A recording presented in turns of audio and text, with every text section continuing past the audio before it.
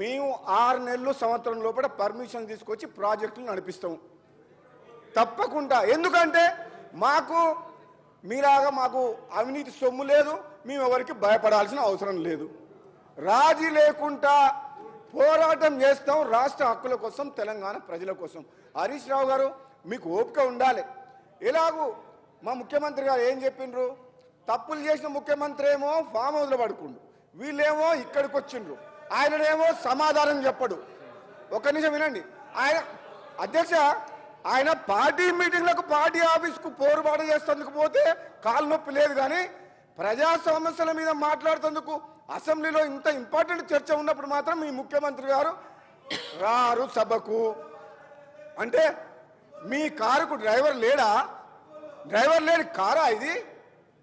ఈ రిపేర్కి పోయిన కారు కాదు, గ్యారేజ్ పోయిన కారుకు డ్రైవర్ కూడా లేడు, ఒక లీడర్ లేడు మీ పార్టీకి. అర్థమవుతుంది మాకు. మేము ఎవరితోటి మాట్లాడాలి? అసలు ఆ నిర్ణయాలు తీసుకుంది ఎవరు?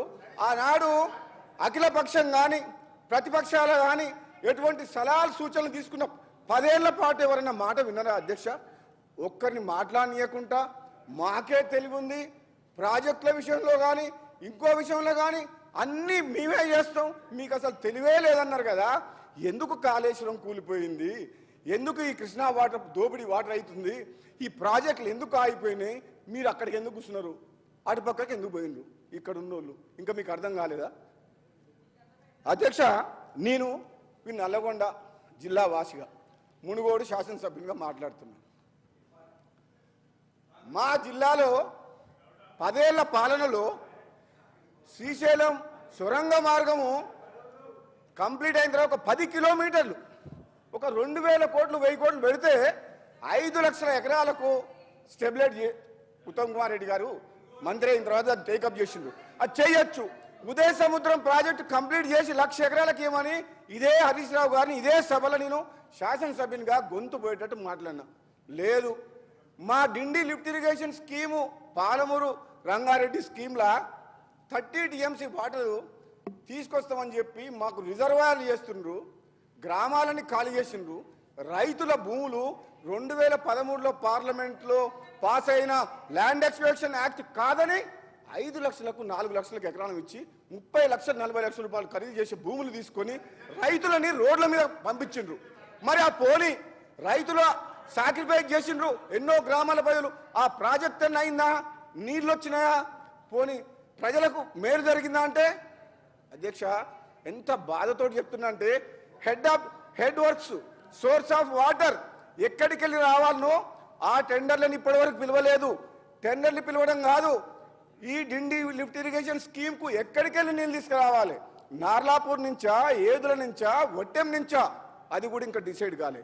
కాంట్రాక్టర్ల కోసం ప్రాజెక్టు పిలిపించి 1000 కోట్ల రూపాయల అప్పులు తీసుకొచ్చి రిజర్వాయర్లు కంప్లీట్ చేశారు, కానీ ఆ కెనాల్ వరకు టనల్ వరకు ఎక్కడికి వెళ్ళి తీసుకురావాలో ఇంతవరకు నిర్ణయం తీసుకురంటే ఇక హరీష్ రావు గారు మంత్రిగా పనిచేసి ఏం సమాధానం చెప్తారు అధ్యక్ష? అంటే ప్రజల సొమ్ము 1000 కోట్ల రూపాయలు మొత్తం దుర్వినియోగం చేసిండు. గుండె తరుక్కపోతుంది. మీకు అర్థమైతే లేదేమో.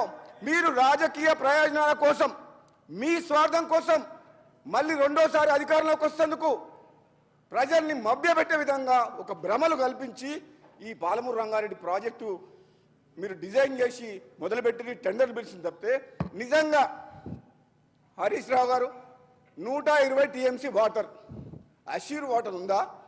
45 టీఎంసీ అన్న 45 డేస్లో 2 టీఎంసీ అని చెప్పి డిజైన్ చేసిర్రు, పంప్ హౌజులు కట్టిర్రు, 1000 కోట్ల రూపాయలు కాంట్రాక్టర్లకు ఇచ్చిండ్రు. ఇప్పుడు నీకు 90 టీఎంసీ వాటర్ వస్తుందా? ఇప్పుడు మళ్ళీ 45 టీఎంసీ అని చెప్పి మనకు ఉత్తమ్ కుమార్ రెడ్డి గారు చెప్తున్నారు. అది కూడా మీడియం ఇరిగేషన్ గతంలో అలాట్ చేసిన కృష్ణా వాటర్ ట్రిబ్యునల్లో అలాట్ చేసిన వాటర్ని మనం తీసుకుంటే పాలమూరు రంగారెడ్డికి ఈ విధంగా చెప్పుకుంటే పోతే అధ్యక్ష వీళ్ళు చేసిన ఏమంటే ఈ వ్యవస్థని ఈ తెలంగాణ రాష్ట్ర ప్రజలకు తెలవాలని మా గౌరవ నీటిపారుదల శాఖ మంత్రులు ఈరోజు బ్రహ్మాండంగా ప్రజలందరికీ తెలిసే విధంగా ఈ నీటిపారుదల రంగంలో దోపిడీయే కాక నిర్లక్ష్యమే కాక వీళ్ళు చేసిన వల్ల ఎంత నష్టం అయింది అనేది ఈరోజు చాలా క్లియర్గా చెప్పిండ్రు. నేను ఒక జిల్లా వాసిగా చెప్తున్నా అధ్యక్ష, రేపు పోరుబాట అని పెట్టిండ్రు నల్లగొండ జిల్లాలో. నల్లగొండ జిల్లాలో గత ఎన్నికల్లో క్లియర్ తీర్పిచ్చిన ప్రజలు ఈ నల్లగొండ జిల్లా ప్రజలకు ఈ ప్రభుత్వం తెలంగాణ వచ్చిన తర్వాత రైతాంగం కష్టాలు పోతాయని ఫ్లోరైడ్ ఎఫెక్టెడ్ ఏరియా మా జిల్లా.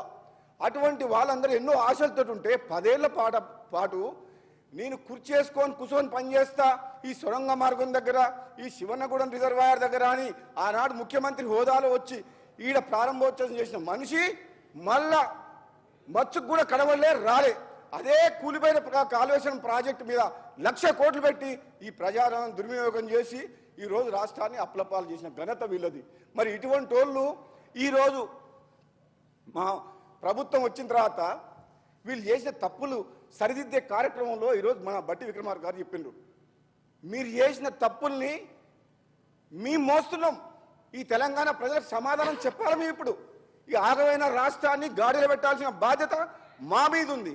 ఇంకా మీరు సభకు అడ్డం తగులుతుంటే, మేము చేసే నిర్ణయాలకు సహకరించకుండా మాటికి మాట్లాడుతుంటే మాకేమనిపిస్తుంది అధ్యక్ష? మా మాటలు మేము ఏదైతే మాట్లాడుతున్నామో అవన్నీ ఒకళ్ళకు తూటాల్లాగా తగులుతున్నాయి. మీకు తట్టుకునే శక్తి ఇవ్వాలని చెప్పి భగవంతుని కోరుకుంటున్నా.